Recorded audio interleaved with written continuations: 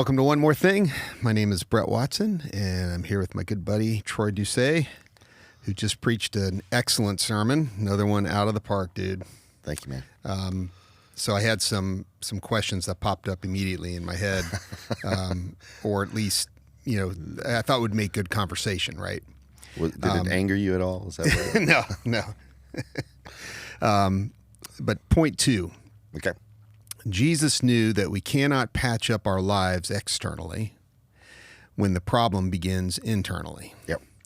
So much of Jesus, his teachings are focused on the inside, right? Mm-hmm. And so this makes sense.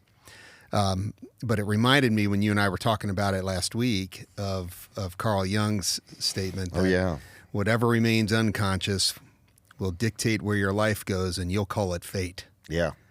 So this is something where we've got to know ourselves, right? Mm-hmm.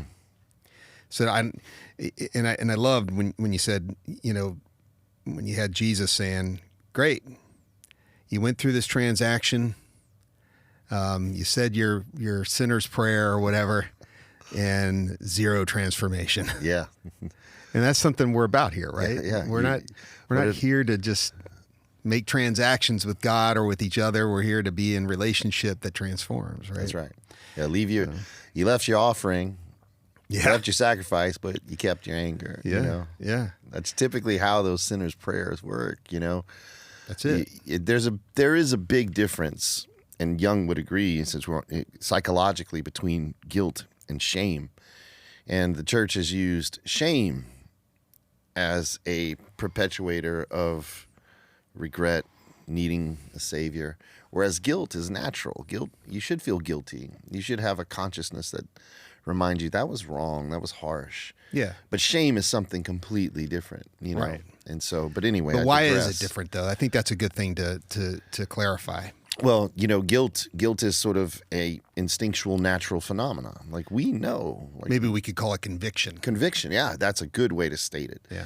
Whereas shame is something that's externally imposed upon the perpetrator, right? You think of like the Game of Thrones, shame. Yeah. Like that's an external, additional sort of baggage, right? That we're forced to carry, as particularly in religion. And if you're convicted about something versus being shamed by something, that's right. There's going to be change. Yes. There's going to be transformation. That's right. Out of that. So it becomes something positive. Yes. Even though it was initially negative.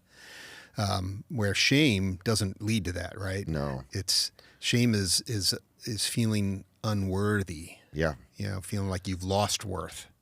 Yeah. And that's just not true in God's economy. And the way it works, and maybe it's semantics, but I don't think it is when you really think about it. Shame is a demoralization in order to use the shame to remoralize a person in a particular framework, in a particular doctrinal stance or what have you. Yeah, yeah. And so demoralization always leads to remoralization within, again, that community, that religion, what have you, that belief. So, did you mean to say shame does that? Shame does that. Shame is to demoralize you. Yes. To the point of you feel not only guilty, but you feel worthless. Yeah.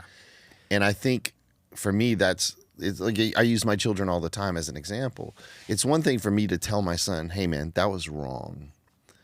And I think that was wrong. So let's get better at it. What can we do?" As opposed to, "You idiot." Right.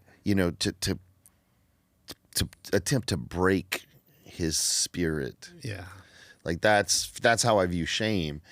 And you hear preachers of the old cloth, right? They used to slam their hands and sin. And they don't even, you keep using that word. I don't think you know what that word means. But it's an interesting psychological phenomenon because they're touching on that which already exists, the conviction, the guilt. Yeah. And just exacerbating it, exaggerating it to the point where you really feel like, man, is there something wrong with me? And if I can get you to believe that, then I can get you to become this.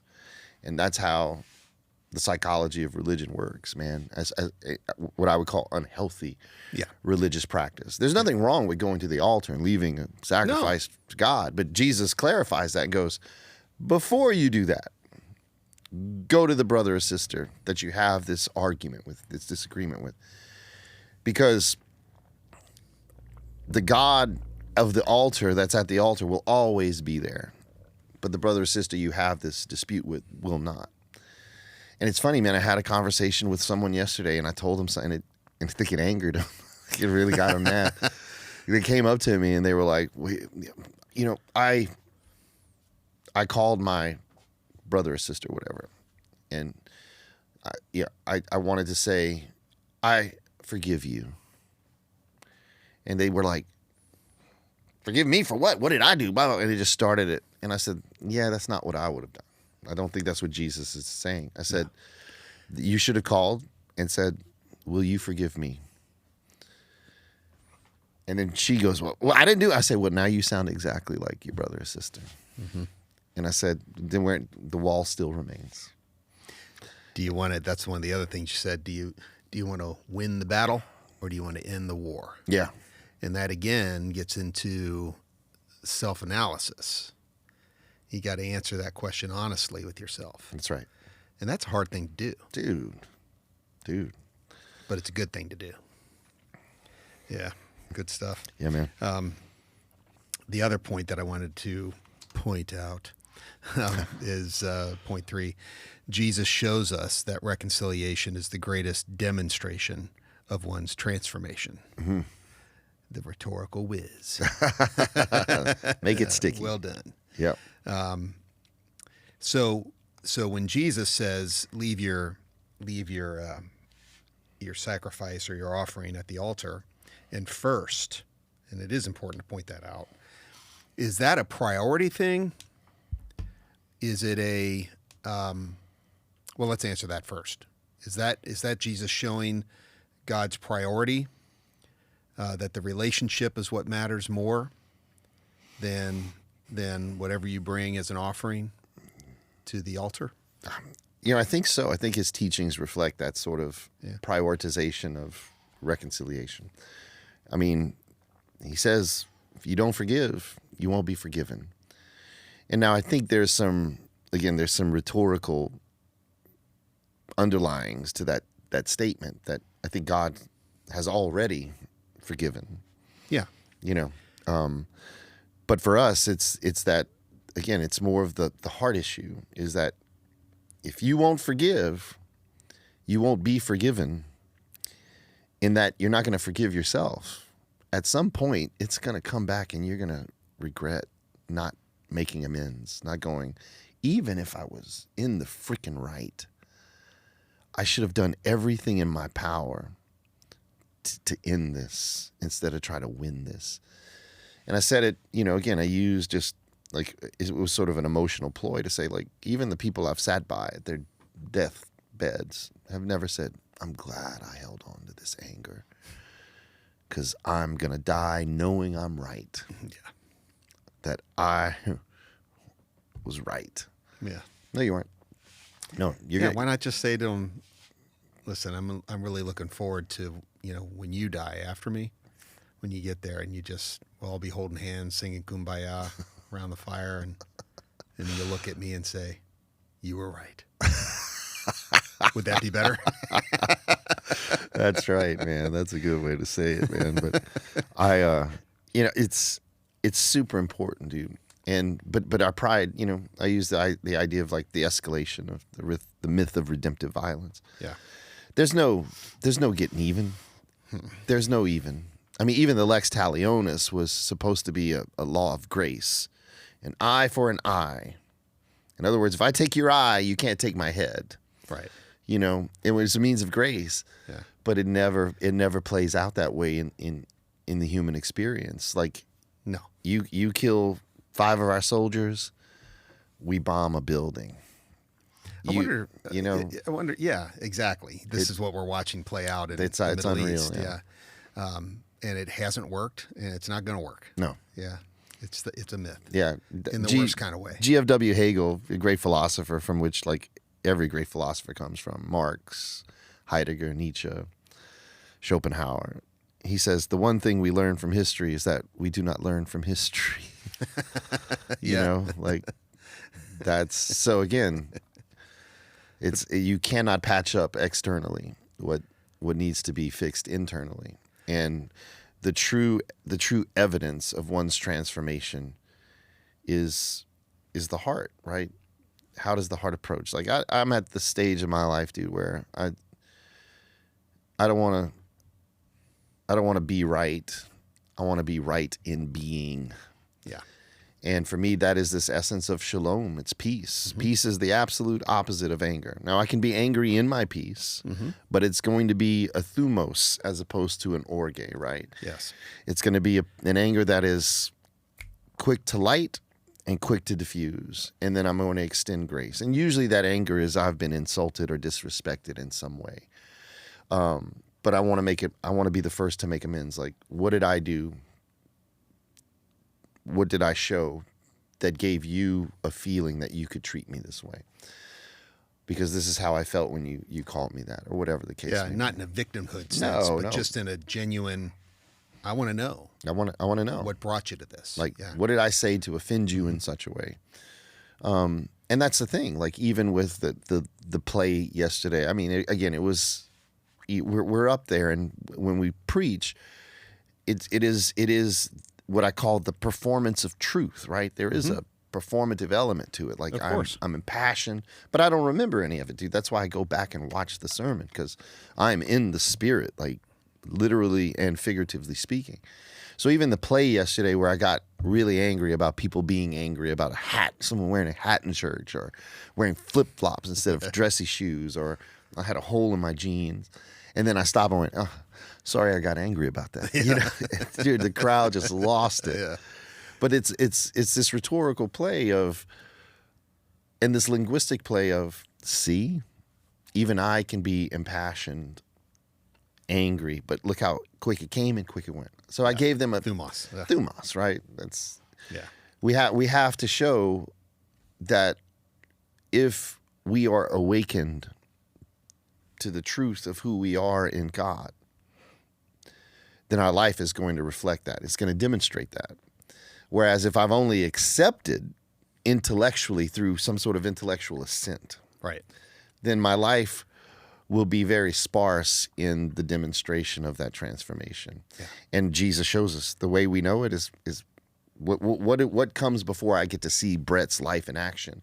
Your words, dude. Like, I speak to people more than I see with people, you know? And people's words, especially at this community, are always encouraging, always loving, even if there's disagreement to some extent with the things I say. There's always love and acceptance and the seeking of understanding. And that's, that's what is it? St. Francis of Assisi, right? If we sought first to understand before we seek to be understood, think about how different the world would be. Oh yeah, it would change the world. Change the world. Yeah. And I played, I did a different interpretation of that in terms of going back to the psychological effect of shame and guilt. I said, we have it backwards. We are unworthy of God's love, but it isn't because we've done something to become unworthy. We're unworthy because we haven't done anything at all. Nothing. But yet God still loves us. And that change of just the direction of in what way am I unworthy of God's love? Guilt, shame, or just because I'm here, God loves me. And in the same way, when I'm weakest, I'm strongest. When I'm broken, I'm most whole. And when I'm unworthy, I'm most worthy. Because I'm a child of God. Yeah. And so, yeah, man. Yeah, I loved that. It's because we're loved and we've done nothing. Yes. That's a different perspective on it. That I think, again, you can look at these sermons, right? And you can shake your head up and down, nodding to them. But if you're not self-analyzing, you may not get the really good things that you could otherwise get if you were self-analyzing. So I guess I would really want to encourage people to do that. Go back and watch them. Yeah, go back and watch them and really say, well, I wonder, do I do this? Mm-hmm. Am I really demonstrating or a genuine transformation, or is there some pretense there? Yeah. Where I'm pretending to. We're not fooling God, right? No. We might as well be honest with ourselves. Not at all. Right? Not at all. So anyway, I thought this was excellent. I thought it was something that this was a teaching that so many of us, if not all of us, can really connect with, even if we don't consider ourselves to be, hot-headed or anything, right?